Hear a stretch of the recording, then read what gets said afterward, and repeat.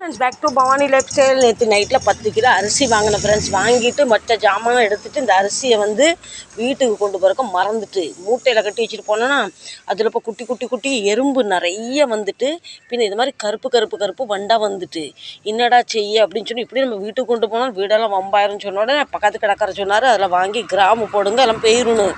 நான் கிராம்பையும் போட்டுட்டு ஒன்றும் போல் மூட்டையில் அப்படி இருக்குது. இப்போ நான் என்ன பின்ன அதுக்கப்புறம் என்ன செஞ்சேன், என்னடா செய்யணும், இவர் நல்லா வெயில் அடிக்கி இங்கே விரித்து காய வச்சிருன்னு எதுக்கு இப்போ துணிஞ்சிங்க காய வச்சுருக்கணும். எங்களுக்கு 2லேருந்து 5 எந்த கஸ்டமரும் பெருசாக வரமாட்டாங்க. எல்லாம் பாருங்கள் கடை அடைச்சிட்டு 1 மணிக்கு அடைச்சிட்டு போகிறவங்க 5 மணிக்கு தான் எல்லா கடையும் திறக்கும்.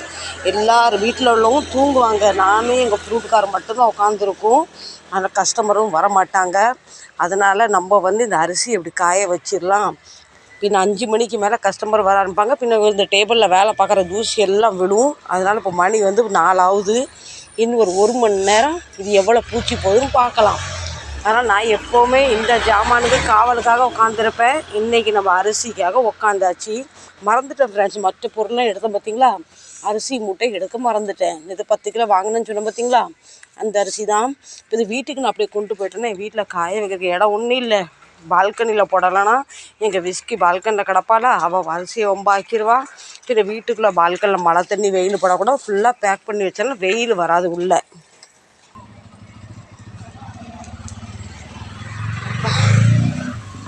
வெயில் வெளியே நிற்க முடியல ஃப்ரெண்ட்ஸ். இப்போ பிள்ளைக்கு கொஞ்சம் பிஸ்கட் கொடுத்துடலாம். இல்லைக்கா வந்துட்டா பார்த்தீங்கன்னாக்கா அக்கா அக்கா பானிபி.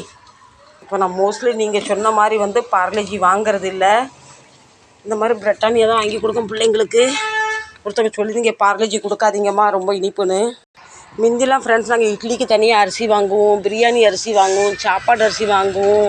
இப்போ வந்து நான் என்ன செய்கிறேன்னா ஒரே அரிசி வாங்கி இட்லிக்கும் அதே அரிசி யூஸ் பண்ணுறேன், சாப்பாடுக்கும் அதே அரிசி பண்ணுறேன். பின்ன என்றைக்காவது சிக்கன் சமையல் பண்ணும் போது இவருக்கு வந்து பிரியாணி ரைஸ் வேணும்னு கேட்பார். அந்த நேரம் பாஸ்மதி தூக்கூடாதுன்னு அதை வாங்கிப்பேன்.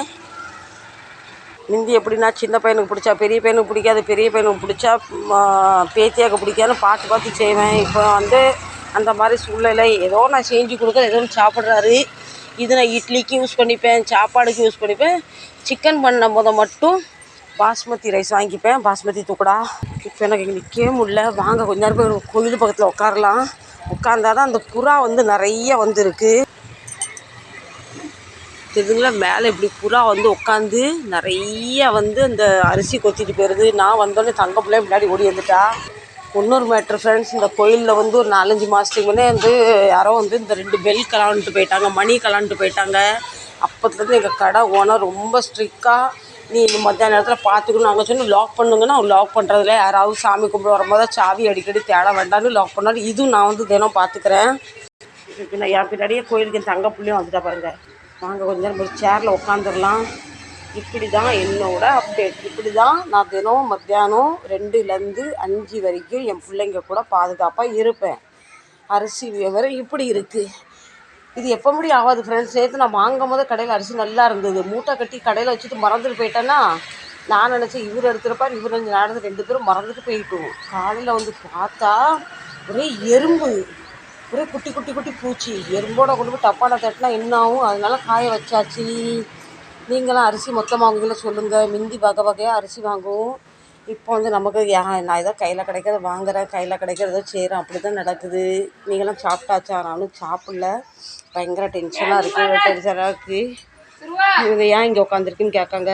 நான் எங்கே போனாலும் தங்கக்குட்டி அம்மா பின்னாடியே வந்துடுவா. இங்கே நான் இப்படி உட்காந்துருந்தா என் கடைக்கும் பாதுகாப்பு, என் அரிசிக்கும் பாதுகாப்பு, என் ஜாமானுக்கும் பாதுகாப்பு. வெளியே வச்சுருக்க ஜாமான் அவ்வளோ செஞ்சது.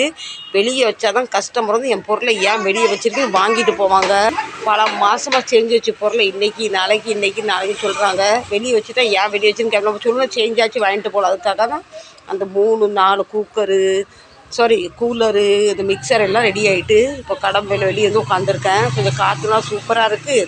புறா வந்து நம்ம அரிசி எதுவும் வாய் வைக்காது, அதனால் வெளியே உட்காந்துட்டேன். புறா நான் சொன்னேன் நீயாவது போய் என் கடையை பாதுகாரு, நான் இங்கே உட்காந்து வந்துக்காலும் இல்லை நீ எங்கே போகிற அங்கே நானும் வரேன். நூறு வந்துட்டா. 2-3 புறா பறந்து வருது. புறாவை விரட்டிடுவோம். இந்த ட்ரம்மில் வந்து இந்த கோயிலில் கலெக்ட் ஆகிறது தினம் பூ வந்து இப்படி சேர்த்து வச்சு வாரத்தில் ஒரு நாள் வந்து அந்த குப்பைக்காரங்க எடுத்துகிட்டு போங்க. அதனால் அந்த ட்ரம் எப்போவுமே இங்கே இருக்கும். நிறைய பேர் இந்த பார்ட் டைம் வேலைக்கு போயிட்டு வர்றவங்க வராங்க, இந்த வீட்டு வேலைக்கு செய்கிறவங்க போயிட்டு வராங்க. இங்கே மத்தியான நேரத்தில் எங்கள் கடை பக்கத்தில் இப்படி தான் இருக்கும். எல்லாம் செட்டரை கீழே இறக்கிட்டு இருப்பாங்க, பக்கத்தில் வீடு இருக்கவங்க போயிடுவாங்க, எல்லாமே இப்படி தான் இருக்கும். எல்லார் வீட்லேயும் எல்லாருமே தூங்குவாங்க கதவு மூடிட்டு. ஏன்னா காலையிலலாம் எழுந்துப்பாங்க பார்த்தீங்களா. இவளுக்கு மட்டும்தான் எனக்கு மாதிரி தூக்கமும் இல்லை. நான் போகிற இடத்துக்கு பின்னாடியே வந்து ஏண்டிங்க நிற்கிறேன்னு கேட்பா. பிள்ளைக்கு உடம்புலாம் சொரிஞ்சு உடம்புலாம் பின்னாச்சி வச்சுருக்கா பாருங்கள்.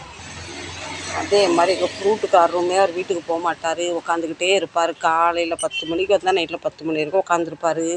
சொல்லாத வண்டியை எங்கே இங்கே அங்கே தூக்கிட்டு லாந்துட்டு உட்காந்துருவார். வேண்டாம் கேட்க ஏன்டி இங்கே வந்து உட்காந்துருக்க வாடின்னு சொல்கிறா.